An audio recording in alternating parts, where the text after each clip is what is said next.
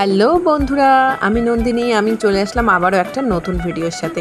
এতক্ষণে বুঝতে পেরে গেছো আমি কি বানিয়েছি। হ্যাঁ, তালের দিনে যেরকম তালের বড়া বানানো হয়, কাঁঠালের দিনে আমি সেই রকম কাঁঠালের বড়া বানিয়েছি। আর এটা আমি বছরে একবার বানাই।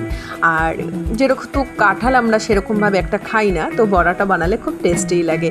বেশি উপকরণ লাগে না। প্রথমত কাঁঠালটাকে মিক্সি করে তার কাঠ বের করে নিয়েছি ছেঁকে, আর তার মধ্যে দিয়ে দিয়েছি মৌরি, দিয়ে দিয়েছি চিনি অল্প পরিমাণ, সুজি, ময়দা দিয়ে ভালো করে মেখে, আর ওর মধ্যে বাদাম কিশমিশও দিয়েছি। ভালো করে মেখে 6 থেকে 7-8 ঘন্টা রেখে দিয়েছিলাম। তারপরে কড়াইতে তেল গরম করে বড়ার আকারে ভেজে নিলেই হয়ে যাবে কাঁঠালের বড়া।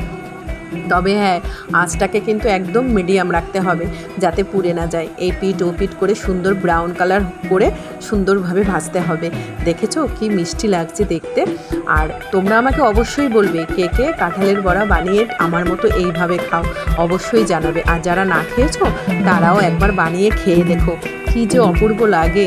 একদম বুঝতেই পারবে না তালের বড়া খাচ্ছ না কাঁঠালের বড়া খাচ্ছ। জাস্ট ওয়াও, এত টেস্টি লাগে।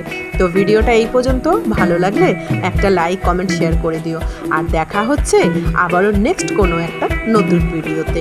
ভিডিওটা তোমরা মন দিয়ে দেখতে থাকো, আর অবশ্যই বাড়িতে একদিন বানিয়ে খেয়ে দেখো। টাটা।